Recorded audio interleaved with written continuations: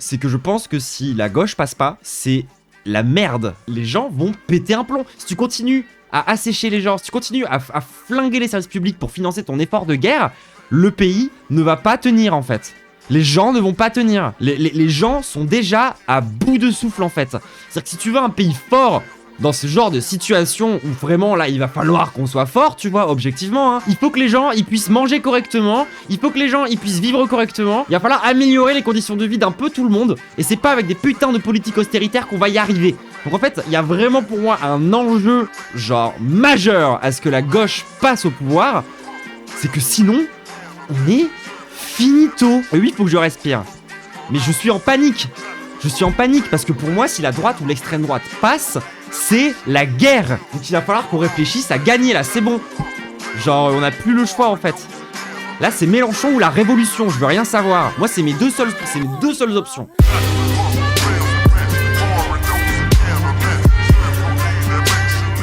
Alors, de quoi est-ce qu'on va parler aujourd'hui? On va parler d'un discours de Macron. Il y a un discours de Macron ce soir? Il y a Macron en direct là? À 20h Macron, mais attendez, c'est dans 10 minutes. J'ai pas le temps d'exister moi. Attendez, qu'est-ce qui se passe? Je vais même pas être... Je veux que j'aille me chercher un coca. Attendez, je reviens, bougez pas.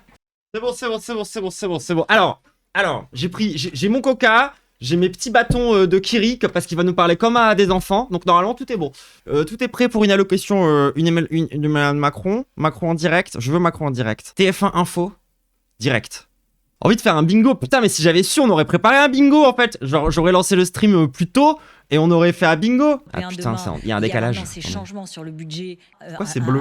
Une esquisse de pourquoi budget. C'est bleu? Pourquoi c'est bleu? Enfin, on sort oui, du des budget militaire, des 3% du PIB, du déficit. TF1, allô bilan. Mais je rêve.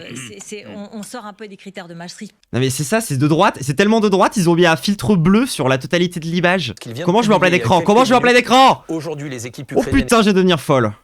Est-ce que c'est pour quelle mauvaise nouvelle sa prise de parole? Aucune idée. Je me demande si ça va pas être par rapport à l'Ukraine. Et si c'est par rapport à l'Ukraine, je suis terrifié. Je suis, mais alors vraiment, mais genre à un niveau, les gens, genre c'est existentiel. Hein. Bon, c'est la météo. Soleil qui domine, attention au brouillard givrant encore sur la moitié bon, nord. on va regarder la météo. Autour du golfe du Lion, sur les Pyrénées, le vent d'automne qui soufflera encore. Attendez, c'est bleu ou c'est moi? Ah, c'est bon. Je viens de réaliser que j'en avais rien à foutre de la météo. Oh, j'aime bien ça, quand ça bouge comme ça. Ouais. Parce que je crois qu'en fait c'était bleu parce que je suis trop hyperactive. Genre, je crois que je laissais juste pas le temps au bleu de retomber. Attendez. Putain, c'était ça.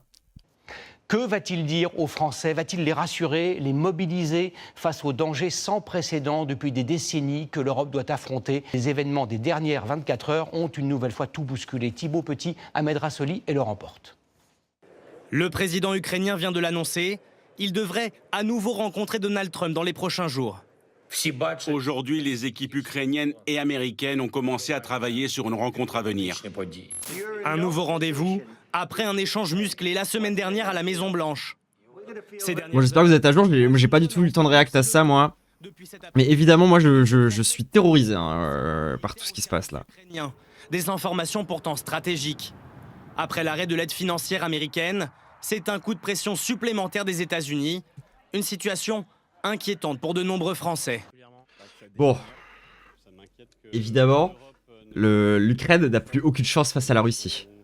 Ah, soyons un peu honnêtes, j'ai le cœur qui bat vite. Ah!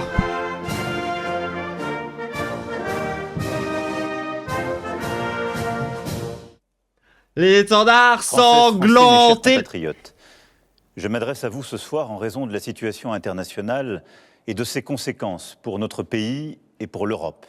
Vous êtes en effet, je le sais, légitimement inquiet devant les événements historiques en cours qui bouleversent l'ordre mondial. La guerre en Ukraine dure maintenant depuis plus de 3 ans. Nous avons, dès le premier jour, décidé de soutenir l'Ukraine et de sanctionner la Russie. Et nous avons bien fait, car c'est non seulement le peuple ukrainien qui lutte avec courage pour sa liberté, mais c'est aussi notre sécurité qui est menacée. En effet, si un pays peut envahir impunément son voisin en Europe, alors personne ne peut plus être sûr de rien. Et c'est la loi du plus fort qui s'applique. Et la paix ne peut plus être garantie sur notre continent même. L'histoire nous l'a enseigné. Au-delà de l'Ukraine, La menace russe est là et touche les pays d'Europe, nous touche. La Russie a déjà fait du conflit ukrainien un conflit mondial. Elle a mobilisé sur notre continent des soldats nord-coréens, des équipements iraniens, tout en aidant ces pays à s'armer davantage. Oui, ça c'est le cas de toutes les guerres en fait, hein, maintenant aujourd'hui. Pour assassiner des opposants, manipule les élections en Roumanie, en Moldavie. Elle organise des attaques numériques contre nos hôpitaux pour en bloquer le fonctionnement. La Russie tente de manipuler nos opinions avec des mensonges diffusés sur les réseaux sociaux. Et au fond, elle teste nos limites. Elle le fait dans les airs. Quel parti financé par la Russie? Quel parti financé par la Russie? Cette agressivité ne semble pas connaître de frontières. Et la Russie, dans le même temps, continue de se réarmer, dépensant plus de 40% de son budget à cette fin. D'ici 2030, elle prévoit d'encore accroître son armée, d'avoir 300 000 soldats supplémentaires, 3 000 chars, 300 avions de chasse de plus. Qui peut donc croire, dans ce contexte, que la Russie d'aujourd'hui s'arrêtera à l'Ukraine? La Russie est devenue, au moment où je vous parle et pour les années à venir, une menace pour la France et pour l'Europe. Je le regrette très profondément. Et je suis convaincu qu'à long terme, la paix se fera sur notre continent avec une Russie redevenue apaisée et pacifique. Mais la situation que je vous décris est celle-là et nous devons faire avec. Alors face à ce monde de danger... Il est en train de briser la neutralité et d'être campiste là. Il est en train de rejoindre, de dire qu'on déclare la Russie comme ennemie là, ça y est? Pour la sécurité des Européens. Pour l'Ukraine d'abord. Toutes les initiatives qui aident à la paix vont dans le bon sens et je veux ce soir les saluer. Nous devons continuer d'aider les Ukrainiens à résister jusqu'à ce qu'ils puissent négocier avec la Russie une paix solide pour eux-mêmes et pour nous tous. C'est pour cela que le chemin qui mène à la paix ne peut pas passer par l'abandon de l'Ukraine. Bien au contraire. La paix ne peut pas être conclue à n'importe quel prix. La paix ne peut pas être la capitulation de l'Ukraine. Elle ne peut pas être son effondrement. Elle ne peut pas davantage se traduire par un cessez-le-feu qui serait trop fragile. Et pourquoi? Parce que là aussi, nous avons l'expérience du passé. Nous ne pouvons pas oublier que la Russie a commencé d'envahir l'Ukraine dès 2014 et que nous avons alors négocié un cessez-le-feu à Minsk. Et la même Russie n'a pas respecté ce cessez-le-feu. Et nous n'avons pas été capables de maintenir les équilibres, faute de garanties solides. Pour que l'Ukraine ne soit pas à nouveau envahie par la Russie, il nous faut le préparer. Cela passera à coup sûr par un soutien à l'armée ukrainienne dans la durée. Cela passera aussi peut-être par le déploiement de forces européennes. Oh putain. Celles-ci n'iraient pas se battre aujourd'hui, elles n'iraient pas se battre sur la ligne de front, mais elles seraient là au contraire une fois la paix signée pour en garantir le plein respect. Dès la semaine prochaine, nous réunirons à Paris les chefs d'état-major des pays qui souhaitent prendre leurs responsabilités à cet égard. C'est ainsi un plan pour une paix solide, durable, vérifiable. Putain non. Que nous avons préparé avec les Ukrainiens et plusieurs autres partenaires. Putain non, tellement pas. C'était défendre aux États-Unis il y a 15 jours et à travers l'Europe. Et je veux croire que les États-Unis resteront à nos côtés. Mais il nous faut être prêts si tel n'était pas le cas. L'avenir de l'Europe n'a pas à être tranché à Washington ou à Moscou. Et oui, la menace revient à l'Est.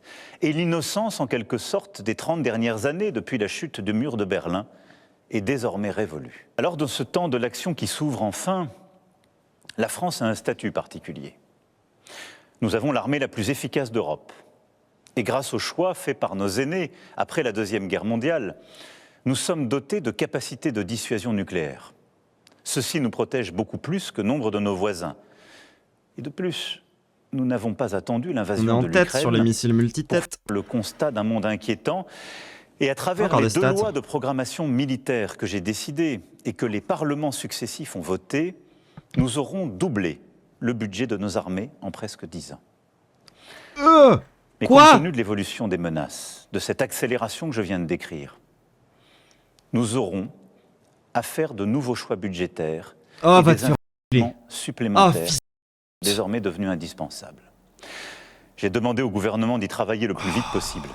Ce seront de nouveaux investissements qui exigent de mobiliser des financements privés, mais aussi des financements publics. sans que les impôts La ne rigueur. soient augmentés. Pour cela, il faudra des réformes, des choix, du courage. Il va durcir la Notre politique. dissuasion nucléaire nous protège. Elle est complète, souveraine, française de bout en bout. Elle a, depuis 1964, de manière explicite, toujours joué un rôle dans la préservation de la sécurité en Europe. Mais répondant à l'appel historique du futur chancelier allemand, j'ai décidé d'ouvrir le débat stratégique sur la protection par notre dissuasion de nos alliés du continent européen. Quoi qu'il arrive, la décision a toujours été et restera entre les mains du président de la République, chef des armées. Maîtriser notre destin, devenir plus indépendant, nous devons y œuvrer au plan militaire, mais aussi au plan économique. Oui, l'indépendance économique... Bah, dans ce cas-là, on n'a qu'à tout nationaliser. On nationalise les industries, comme ça, du coup, ça coûte plus d'argent. C'est pas une bonne idée, ça? C'est pourquoi la patrie a besoin de vous, de votre engagement. Les décisions politiques, les équipements militaires, les budgets sont une chose, mais ils ne remplaceront jamais la force d'âme d'une nation. Notre génération ne touchera plus les dividendes de la paix. Il ne tient qu'à nous que nos enfants récoltent demain les dividendes de nos engagements. Alors nous ferons face, ensemble. Vive la République, vive la France. Il était en train Voilà d'appeler à donc pour l'engagement cette, militaire, on est d'accord. allocution d'Emmanuel On était d'accord qu'il était en mode, genre, l'engagement militaire, là. Non, on est d'accord, attendez, quoi. C'est une dinguerie, là. Attendez, je sais pas comment réagir. Ok, bon. Waouh. Dur, hein, là, quand même, la team. Bon, alors, du coup, résumé de l'allocation, de l'allocution présidentielle. C'est une annonce d'économie de guerre, ça, hein, la team. Il est en mode, là, on va doubler le budget de l'armée en 10 ans. Ça, c'est... Et il est en train de dire, du coup, ça va nécessiter des réformes économiques. Vous voyez très bien où ça va. Il va pas nationaliser, hein. Ah non. Non, il a dit qu'il fallait mobiliser le secteur privé. Donc en fait, ce qu'il faut faire, c'est absolument nourrir les capitalistes complètement. Genre encore plus. Genre leur donner des thunes et faire reposer en fait cette nouvelle économie de guerre en partie du coup sur des financements privés. Et donc du coup, en fait, nous prendre de la thune à nous pour le donner aux entreprises qui vont du coup fabriquer tous ces trucs de tarés là. Ça c'est du coup c'est une partie du truc. Ça c'est en ce qui concerne la France. Où en gros du coup là il est parti sur une trajectoire militaire. Vraiment genre en mode... il fait un appel à l'engagement militaire. Il nous dit d'y aller, quoi, là, tu vois. Et ensuite, il y a la partie sur le volet européen. Où, de ce que j'ai compris, mais j'avoue que mon cerveau était en train de péter un câble. Du coup, genre, j'ai un peu... mon cerveau qui déconne un peu. Ouais, c'est ça, industrie privée, financement public, ça n'a aucun sens, hein, bien sûr. Je crois qu'il a dit... Maintenant, les missiles nucléaires, c'est pour toute l'Europe. Ça, on est d'accord. Est-ce que c'est pas aussi un moyen d'asseoir un certain leadership de la France, de sa part, de prendre les rênes avec l'Allemagne, en disant voilà, maintenant, c'est nous qui dirigeons, et la condition pour ça, c'est l'arme nucléaire. Et du coup, de ce que j'ai compris, l'objectif, c'est... Oh putain, attendez, c'est terrifiant. L'objectif, si j'ai bien compris, c'est de foutre... De signer un accord de paix en Ukraine qui va couper l'Ukraine en deux et la moitié de l'Ukraine va se faire manger par la Russie. Ça, c'est l'objectif. Et c'est pas encore signé. Hein. Une fois que ça c'est fait, on va foutre des soldats qui sont pas des casques bleus de l'ONU, qui sont vraiment des soldats européens, de l'Union européenne, sur le territoire ukrainien qui reste. Et on va dire, maintenant, l'arme nucléaire c'est sur toute l'Europe. Donc, l'objectif c'est de créer de la dissuasion militaire avec la Russie en mettant des soldats européens et en brandissant l'arme nucléaire, en disant que maintenant ça touche tout le territoire européen, pour éviter qu'ils envahissent le reste de l'Ukraine. C'est bien ça? Dites-moi si j'abuse, hein. Moi c'est ça que j'ai compris. En gros c'est ça, ok d'accord, donc on est tous bien d'accord sur ce qui se passe. Si on essaie de raisonner un peu vis-à-vis du coup du contexte international, on essaie de se mettre un peu à sa place, 5 minutes. Quelle autre solution? Est-ce que à gauche on a une contre-proposition à ça? Parce qu'il me semble quand même que pour moi la position qu'il fallait tenir c'était le non-alignement. Et je crois que là on est en train de complètement s'aligner en fait. Oh, là, il a... Ah oui, le passage que je suis pas encore revenu sur le... Il a dit la Russie, un ennemi. Il a dit la Russie, un PB. Depuis quelques jours, il évoque la possibilité de partager la décision nucléaire à l'Europe. Non, c'est terrifiant. C'est terrible, l'international, j'ai l'impression qu'il n'y a pas de solution. En fait, j'ai l'impression que tenir une position de non-alignement, là, tout de suite, c'est un peu intenable. Le fait est que les États-Unis, c'est plus des alliés. Je pense. Je pense que là, sur ça, il est pas d'élu. Je pense que sur ça, il a un peu raison. Pour être honnête. Le fait qu'on peut plus compter sur les États-Unis et qu'en vrai, on n'aurait jamais dû compter autant sur eux, ça, pour le coup, je suis désolé, c'est assez logique. Donc le fait que l'Europe cherche à se constituer comme étant une force internationale, je pense que c'est un peu une question d'où on n'a pas trop le choix. Dans le sens où, si on le fait pas, bah la Russie va bouffer tous les petits pays, en fait, jusqu'à arriver à nos frontières, quoi. Et à ce moment-là, ils seront des gènes grands, quoi. Donc en fait, on est obligé de... en fait, si le non-alignement peut se tenir, en fait, parce qu'au final, c'est un peu quand même malgré tout ce qu'on fait. Parce qu'on est en train de dire, en fait, on s'aligne en tant qu'Européens. C'est-à-dire que maintenant, l'Europe se constitue comme une force qui n'est plus tant que ça alignée avec les États-Unis, en fait. C'est surtout ça que ça veut dire. Mais non, je suis d'accord avec toi, Godic. En plus, le mec, il a investi un vocabulaire financier, banquier, pour dire qu'on touchait, en fait, là, les dividendes de la paix. Et qu'en fait, on allait arrêter de toucher les dividendes de la paix. Ça veut dire quoi, là? Du coup, on va devoir acheter les actions de la guerre? C'est ça, le... Comment ça marche dans sa tête? C'est la pire métaphore, on est d'accord? Bah oui, techniquement parlant, on n'est plus aligné. C'est juste que dans les faits, il y a plusieurs façons de te non-aligner, si tu veux, quelque part. Et dans les faits, de créer une zone de tension diplomatique absolue sur le territoire ukrainien en foutant des soldats européens, je sais pas si c'est... Je sais pas si par contre ça c'est la meilleure solution, tu vois. Ce qui est sûr et certain, c'est que sur le plan économique, on n'est pas d'accord. Ça, avec lui, c'est sûr et certain. C'est-à-dire que pour moi, tu ne... Enfin, genre, quelqu'un a très bien résumé ça tout à l'heure. C'était genre industrie privée, financement public. Pourquoi on... Genre, là, on est dans cet état-là. De fait, tu nationalises des industries, en fait, à ce moment-là. Genre, si c'est tant la galère que ça, niveau thune, s'il y a les droits de douane qui augmentent, en fait... Écoute un peu les économistes. Pour une fois, fais cet effort d'écouter les économistes. Le secteur privé cherche systématiquement à faire de la plus-value. Plus-value qui finit littéralement par nous faire perdre de l'argent, en fait. Après, le fait est que nationaliser l'industrie de l'armement dans un pays qui est en train de se fasciser, je sais pas à quel point c'est une solution non plus. Hein. Mais parce qu'en fait, moi, ce qui me terrifie, c'est que là, il est en train de passer en mode économie de guerre. Ça, c'est du pain béni pour les fascistes. Hein. Ah, putain. Ah, ils se mettent très très bien, hein. Et les gens qui sont déjà proches des militaires, c'est pas nous, hein. Après, moi, je dis pas forcément industrialiser forcément l'armement, même si en vrai, on devrait, je pense. Si, en vrai, on devrait. Ça devrait pas être l'industrie privée qui s'occupe de ça. Moi, ça me paraît bizarre, en fait. Parce que du coup, ça manque de régulation et tout, c'est chelou. Mais au-delà de ça, genre, il y a d'autres industries à nationaliser, je veux dire. Tu veux gagner des thunes, tu nationalises des trucs rentables, et puis voilà, c'est bon, tu gagnes des thunes. Franchement, c'est tant la dèche que ça, hein. Parce que pour moi, ce qui risque de se passer aussi, c'est qu'il y a plusieurs trajectoires possibles. C'est que là, face à ça, il y a vraiment un monde dans lequel ça ne nous avantage pas du tout pour nous, la gauche. Hein.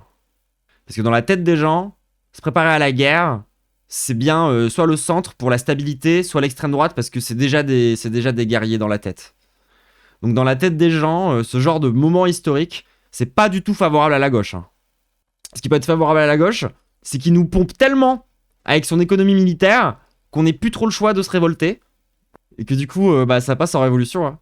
Pour le coup, moi, genre, là, c'est vraiment pas du tout à notre avantage. Hein. Historiquement, stratégiquement parlant, du coup, faire de l'entrisme dans l'armée, ah bah vous faites ça vous-même. Hein. Putain. Bon. C'est terrifiant. Moi, voilà, je suis pas non plus une experte en politique internationale, la team. Je vous ai donné ce que j'ai compris. Prenez encore tout ce que je dis avec des pincettes, hein, bien sûr. Je vais attendre aussi qu'il y ait des gens plus sérieux que moi qui fassent des analyses de ce qui se passe. On va revenir sur cette histoire.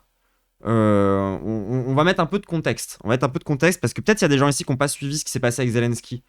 Et moi, j'ai pas réagi encore à ça. Après, il est peut-être déjà trop tard là. Parce que putain, du coup, ça fait suite à ça quoi. On va essayer de comprendre un peu ce qui se passe. Trump a vraiment fait le fou du bus.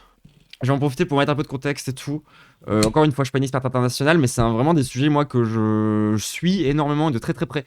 En particulier, tout ce qui se passe aux États-Unis, évidemment. Même si notre position de désalignement vis-à-vis des États-Unis, genre, je me pose des questions, en fait, sur l'impérialisme américain.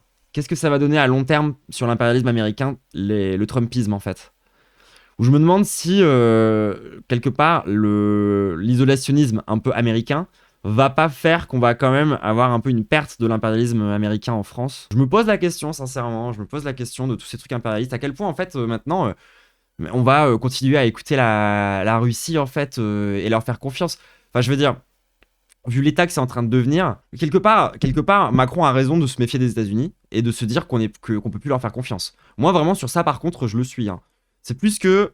Genre, je trouve que ces solutions diplomatiques, c'est pas de la diplomatie. Hein. Ça, c'est de la défense militaire. Hein. C'est-à-dire que là, il serait grand temps qu'il appelle Dominique de Villepin, son grand-oncle, qui lui dise « Mon ref, là, j'ai besoin de conseils.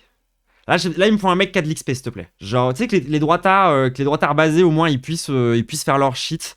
Oh, attendez, par contre, c'est vrai que cette situation-là, peut-être que ça... peut-être que c'est bon pour nous, par contre. Parce que si De Villepin se présente, moi, je pense que la gauche a une chance de passer. Mais ça, c'est une autre affaire. Je pense que ça va faire la même annonce que la réindustrialisation du Covid. Dans 6 mois, toute l'Europe réachète du marché US pour l'armée. Mais en fait, je sais pas si ça va être possible. En fait, la différence avec ce que tu dis par rapport à ça, c'est qu'on ne sait pas à quel point ça, c'est possible. Parce que si ça se trouve, en fait, juste maintenant, acheter des armes américaines, ça va coûter trop cher. Économiquement parlant, ne plus être allié avec les États-Unis, va falloir trouver des solutions, hein. Si genre, parce qu'il y a toute une guerre douanière aussi qui s'organise. Ça, c'est sur le volet économique. Donc moi, là, je suis vraiment encore moins une experte. Mais j'essaierai de trouver du contenu qui parle de ça, promis, sur l'influence du Trumpisme sur l'économie mondiale. Qu'est-ce que ça va donner là tout de suite? Parce que moi, vraiment, je me pose de sérieuses questions sur notre économie à nous, à quel point ça va la déstabiliser. Et le fait est qu'on est déjà en crise ne me rassure pas du tout. Les armes pour se défendre, c'est jamais trop cher. Oui, ça, c'est une vision qu'il a, hein, c'est sûr. Hein. Et de toute façon, c'est comme pour le Covid. Hein, quand il faut cracher des thunes, il crache des thunes. Mais de toute façon, au pire, on s'endette. Hein. Je veux dire, c'est pas grave. Hein. Genre, au pire, la France s'endette. C'est bon. C'est gérable. Genre, on est vraiment dans le vert hein, par rapport à la dette en France. Donc bon, pourquoi pas? Mais oui, on prend aux riches, putain. Mais le problème, c'est qu'il faut qu'on soit au pouvoir pour ça. Mais il va falloir qu'on la joue fine. Parce que moi, je pense quand même qu'il y a moyen qu'on arrive au pouvoir. Et en fait... moi, je vais pas vous mentir, ma vraie position, true authentique position, c'est que je pense que si la gauche passe pas, c'est la merde d'un point de vue même militaire, économique et tout ce que vous voulez en fait. Parce que moi, je crois vraiment que si on continue avec les politiques de rigueur, les politiques de comment on dit déjà, où on assèche les services publics et tout, on est baisé. Il nous faut des services publics puissants. Si on veut, ne serait-ce que si on veut pouvoir faire la guerre correctement... d'austérité, c'est ça. Si on veut pouvoir faire la guerre correctement, la team, il nous faut des hôpitaux, en fait. Hein. Des hôpitaux qui tournent à plein régime. Hein. Enfin, ce genre de truc, tu vois, par exemple. Donc, en fait, si on veut, pour moi, avoir un pays déjà qui n'a pas envie de faire des grèves massives, un pays qui n'a pas envie de faire une révolte, parce que là, en plus, à mon avis, dans l'état dans lequel est le pays, on va pas avoir une révolution socialiste, tout ce que vous voulez. Alors là, il y a des chances que ça parte juste en émeute, parce que les gens sont pas assez politisés. On y travaille, mais les gens sont pas assez politisés. Au moins que ça parte juste en giga émeute, hein. Genre moi c'est ça qui m'effraie en fait. C'est que je pense qu'un système de droite, ça va continuer à déstabiliser un pays qui est déjà en crise. Et en fait, si la gauche passe pas, c'est potentiellement vraiment turbo crisis en fait. Parce que à ce moment-là, les gens vont péter un plomb. Si tu continues à assécher les gens, si tu continues à flinguer les services publics pour financer ton effort de guerre, le pays ne va pas tenir en fait. Les gens ne vont pas tenir. Les gens sont déjà à bout de souffle en fait. C'est-à-dire que si tu veux un pays fort dans ce genre de situation où vraiment là il va falloir qu'on soit fort, tu vois, objectivement, hein, on n'a pas le choix en fait, hein, tout simplement. Il faut que les gens ils puissent manger correctement, il faut que les gens ils puissent vivre correctement. Enfin, je veux dire, il va falloir améliorer les conditions de vie d'un peu tout le monde. Et c'est pas avec des putains de politiques austéritaires qu'on va y arriver. Donc en fait, il y a vraiment pour moi un enjeu genre majeur à ce que la gauche passe au pouvoir. C'est que sinon... on est finito. Moi, je ne fais absolument pas confiance à la droite pour prendre des décisions sur le plan politique, parce qu'ils n'ont aucune vision à long terme. Mais genre, aucune vision à long terme. L'entièreté des deux quinquennats de Macron, enfin, du quinquennat de Macron et du quinquennat en cours de Macron, ça a été de faire des coups de pression à l'international qui n'ont pas fonctionné. C'est-à-dire que pour le moment, la politique internationale de Macron, c'est que des échecs. Il y a eu que ça. Donc il faut peut-être passer à autre chose. Pour ce qui est de l'extrême droite, là par contre, moi je vais ressortir Marine Le Pen qui avait fait afficher au siège du Rassemblement National le portrait de elle à côté du portrait de Donald Trump, à côté du portrait de Poutine. Je pense que c'est le genre de trucs qui sont bien à rappeler dans ce genre de moment. Parce que là, ça y est, hein, on est en mode, la Russie, c'est des ennemis, je suis désolé. Le parti en France, historiquement, qui a toujours été financé par la Russie, qui a toujours eu des connexions avec la Russie de Vladimir fucking Poutine, c'est Marine Le Pen. Marine Le Pen, elle l'a déjà rencontré, Marine Le Pen, elle lui suce la bite quand il veut. Métaphoriquement, bien sûr, je parle pas d'un point de vue sexiste, vous me connaissez. Qui à gauche pour être à la hauteur? Il est Tim. Avec tous les défauts qu'il a, le fait qu'il soit à moitié colon à la base, qu'il soit une espèce de mec à moitié impérialiste, qui a des opinions de merde par rapport à ça, je suis désolé, dans ce moment-là de grandeur historique, il n'y a que Mélenchon à gauche qui a les épaules assez solides. Je suis désolé, c'est le seul mec qui a su rester solide toutes ces années, c'est le seul mec qui a fait ses preuves en fait.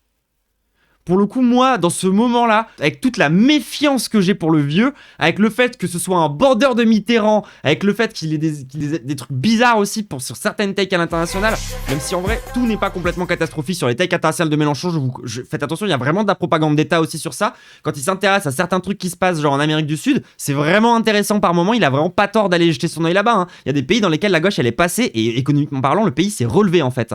Ensuite, il y a eu des sanctions internationales qui ont été prises, qui ont empêché du coup ces gouvernements de gauche de continuer à bien rentrer, tu vois. Mais évidemment que je suis désolé les gens, que Mélenchon c'est le seul homme de gauche qui a les épaules face à une situation historique comme celle-ci. Je ne vois personne d'autre. Les gens, personne d'autre. Enfin, donnez-moi des noms si vous voulez, et je vous dirai en quoi je n'y crois absolument pas si vous voulez. Il est pas parfait quoi, c'est-à-dire que j'aimerais vraiment en avoir un mieux. Hein. Il y a que le vieux. Hein.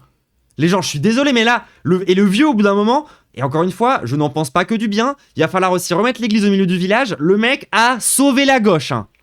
Allez voir la dernière vidéo là de Chris et Padu sur les statistiques de vote. Au bout d'un moment, il faut convaincre les abstentionnistes dans ce pays. Et il faut pas convaincre tous les abstentionnistes, parce qu'il y a des abstentionnistes de droite, d'accord? Il va falloir convaincre les abstentionnistes de gauche. Et pourquoi que les abstentionnistes de gauche, il va falloir être antiraciste en fait. Genre, et pour le moment, genre de tous les partis de gauche institutionnels, le parti le plus proche de l'antiracisme, ça reste Mélenchon. Et si vous êtes vraiment des gens de gauche, normalement, vous le savez que c'est ce qu'il faut faire. Parce qu'il faut faire l'union des forces prolétaires de ce pays, en fait. Et historiquement parlant, les forces prolétaires de la France, ça a toujours été les immigrés. Ça a toujours été le cas de tout temps. Il va falloir ouvrir les yeux là-dessus. Il va falloir faire cette union-là, au bout d'un moment, et accepter ce truc-là, tu vois. Et là, je vois que Mélenchon capable de faire cette synthèse-là. Donc, laissez les Marine Tondelier, les François Hollande, aller faire leur propre truc de leur côté, allez les laisser convaincre les bourgeois, laissez Mélenchon être bien puissant, bien remplir ce rôle qu'il a, d'être la putain d'alternative face au putain de fascisme, d'accord? Parce que ça a toujours été lui, le vrai putain de mur face au fascisme dans ce pays quand même au bout d'un moment. Laissez-le grossir, laissez-le être au second tour, et une fois qu'il sera au second tour, il y aura toute la gauche molle qui va se ramener pour le soutenir. Hein. On va faire l'union après le second tour en fait, on s'en branle. Là, il faut qu'il y ait nos gauchistes mous qui soient puissants de leur côté pour qu'ils aillent convaincre un max de bourgeois. Faites-le. Franchement, faites votre truc. Faites votre primaire populaire, faites vos machins, faites vos trucs. Franchement, Mélenchon, faut juste qu'il se radicalise. Faut qu'il assume d'être vraiment de gauche au bout d'un moment. Puis c'est tout. Pas du corps ce discours. Bah sur ça, je suis d'accord avec lui, ouais. Face à un moment historique comme celui-là, les gens, on ne peut pas penser différemment en fait. Genre, on est obligé de réfléchir à la stratégie politique, et je suis désolé, mais moi, le graphique là de Paduring et de crise de position en vue, c'est l'analyse la plus fine que j'ai vue pour le moment autour de la stratégie électorale qu'il faut avoir. Et oui, il faut que je respire. Mais je suis en panique. Je suis en panique parce que pour moi, si la droite ou l'extrême droite passe, c'est la guerre. Voilà. Clippez-le si vous voulez. Mais moi, je suis sûr de ça. Je suis sûr de ça. Donc il va falloir qu'on réfléchisse à gagner là, c'est bon. Genre, on n'a plus le choix en fait. Là, c'est Mélenchon ou la révolution, je veux rien savoir. Moi, c'est mes deux seules options. C'est pour ça que je dis qu'il faut radicaliser Mélenchon. Comme ça, au pire, on a préparé la révolution. Le RN a fait la guerre à qui? Bah, à la Russie, je pense, sincèrement. Enfin, genre, au bout d'un moment... faut pas oublier que c'est des gens, ok d'accord, ils sont financés par la Russie, mais ça c'est un truc qu'il faut qu'on utilise pour les stratégiquement parlant. Hein. Mais bien sûr que c'est des va-t-en-guerre ces gens-là. s'il y a une position de tension, mais je veux dire, là, actuellement, les tensions, elles sont avec la Russie. C'est des gens, ils vont devoir faire de la putain de... Enfin, ils vont jamais... Je veux dire... Et l'international fasciste, ce n'est pas un projet qui vise à être tous unis dans le fascisme. Hein. C'est pas ça, hein. L'international fasciste, le projet de l'international fasciste, qu'est-ce que c'est? C'est de faire en sorte que tout le monde devienne fasciste, pour qu'on sache qui est le meilleur, pour qu'on soit dans un système de prédation entre les États. Parce que la vision fasciste du monde, et vous pouvez écouter Zemmour, si vous allez voir dans le dernier réact de Dofla sur Zemmour, il en parle. Genre, Zemmour, il est vraiment sur un truc de... Alors c'est simple, il y a les grosses nations qui font subir aux petites nations. C'est ça sa vision du monde. C'est ça la vision fasciste du monde. La vision du monde fasciste, c'est que les États sont des prédateurs les uns des autres. D'accord? Donc évidemment que si l'extrême droite passe, ça va être la guerre. Évidemment. Je veux dire, quand ta vision du monde, c'est que tout le monde c'est des prédateurs et que toi, il faut que tu sois prédateur des petits États pour pouvoir te mesurer aux grands États. C'est littéralement ça qu'ils pensent, hein, les fascistes. Si le RN passe, ils font la guerre dans le reste de l'Europe dans un premier temps, je pense pas, non. Je pense que par contre, parce que en fait, ce qu'il faut pas oublier, la team, c'est que l'Union Européenne, ça reste un projet suprémaciste blanc. Donc en fait, non, ils vont toujours chercher quand même à... Parce qu'ils sont quand même pas complètement délus, je pense. Normalement, ils sont quand même conscients qu'il faut que l'Europe, ça se fasse un bloc s'ils veulent résister quand même. Parce que justement, ils ont cette vision prédatrice. Donc ça, au moins, je pense qu'ils vont quand même essayer de garder un bloc européen, tu vois. Ça, je pense. Tout comme... Mais d'ailleurs, en fait, les fascistes, ils avaient déjà fait ça, tu vois. Genre Italie, enfin l'Axe, je veux dire, au bout d'un moment. Ouais, le fasciste, son idéal, c'est une forme de guerre de tous contre tous. Et si la guerre, elle est pas militaire, elle sera économique. C'est comme ça que fonctionne aussi le fascisme en économie. Et c'est pour ça que je voulais vous parler de l'économie sous Donald Trump, justement. Où je voulais vous trouver un documentaire. J'aimerais bien que trouver du contenu qui parle de ça, sur les conséquences économiques de la politique de Donald Trump. Parce que les conséquences économiques de la politique de Donald Trump, c'est évidemment que du coup, il redevient prédateur avec nous aussi. Et en fait, il y a cette notion de concurrence, en fait, qui est évidemment... qui est leur truc sacré, tu vois, dans leur tête, de comment ça fonctionne, l'impérialisme, en fait. Donc, c'est aussi pour ça que on est en train de se désaligner des USA, les gens. C'est que les alliances d'hier ne tiennent plus sous le fascisme aussi. Potentiellement, le RN fait scission entre les pros et anti-Poutine. Ça pourrait nous arranger, en effet, mais je sais pas à quel point. Faut pas oublier que le RN, s'ils ont besoin de faire une purge, ils purgent. Hein, et ça posera de problème à personne.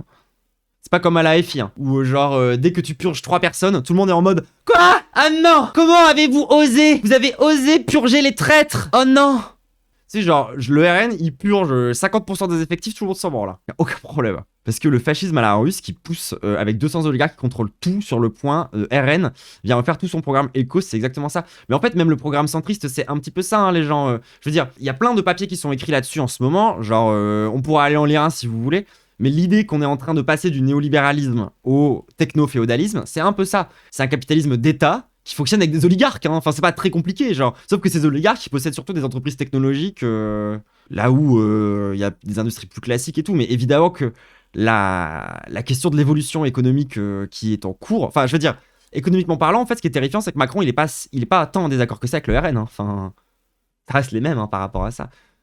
Donc bon, pareil, ça crée encore plus de confusion aussi sur ce plan-là, quoi. Bon, en tout cas, je suis terrifié. Merci mon Tassine, en attendant, je passe de terrifié à énervé, au moins c'est un peu aidant. Mais en fait, c'est ça qu'il faut faire, les gens. C'est que là, il faut politiser le moment, en fait. On peut pas être dans la passivité politique, d'accord? C'est-à-dire que dans ces moments-là, quand le monde, il est terrifiant, il faut pas aller se cacher, il faut pas se replier sur nous-mêmes. C'est le dernier moment où il faut faire ça, justement. Là, il faut qu'on fasse front, face à ça, tous ensemble, qu'on arrive ouais, qu'on fasse front, je veux dire, je suis désolé les gens. On n'a pas le choix. Moi, je le répète, je le redis, et ça vraiment, genre, je suis prêt à le défendre. Là, c'est peut-être pas la meilleure explication au monde parce que je suis pas dans un état émotionnel très stable. Mais je reste persuadé que la droite au pouvoir égale la guerre. Genre, je reste convaincu de ça. Et moi, ça me double motive à vous dire, pour moi, c'est Mélenchon la révolution. Je veux dire, au bout d'un moment, c'est ça la... Voilà, moi, c'est les 2 trucs que je retiens ce soir, quand même. Merci pour le follow. Parce que j'ai pas d'autre alternative. Je vois pas quoi de mieux. Genre, si c'est pas Mélenchon, y a rien d'autre. Donc, remettons un peu de contexte. Après, la guerre avec qui? Enfin, c'est une question legit à laquelle t'as pas trop su répondre. Mais, en fait, Genre, dans une situation d'instabilité internationale comme celle-ci, je me pose même pas la question, ça va juste être la guerre en fait. Genre, ça va être la guerre soit avec nos... Je sais pas où il y a des bruits bizarres là depuis tout à l'heure. Française. Macron? Française. Macron? Où est-ce que t'es? Française. Françaises, Français, mes chers compatriotes. Le fantôme de Macron! Va des rétros! Va des rétros! Attendez, il faut que je le chasse, One tap dans le thyroïde, que des fils de pute. Va des rétros! Va-t'en! Qui veulent tuer le président. James vient évaluer le patron. Faut tuer Emmanuel. J'arrive, j'aime Rose, monte le pont-levis. Je piffe pas avec des gars qui ont pas mon levé. Je crois que ça l'a fait partir. Je pense que c'est la CIA qui a essayé d'interrompre mon stream parce que j'ai trop raison. C'est ma seule analyse. On veut me faire taire. Macron en personne a essayé de hacker ce stream. Bon. Non, bah écoutez la team. Moi j'ai dit ce que j'avais à dire. Et c'est probablement... je vais sûrement regretter peut-être un tiers, voire la moitié de ce que j'ai dit, tu vois. Parce que... je sais pas en fait. Là c'est tendu en fait. Je vais écouter ce que tout le monde en dit. Et je vais voir... J'ai pas l'impression que de demander avec qui on rentrerait en guerre en cas de victoire du RN. Mais pour moi avec la Russie, genre encore une fois, la tension actuelle elle est avec la Russie. C'est une réaction à chaud, encore une fois, la team. Watch me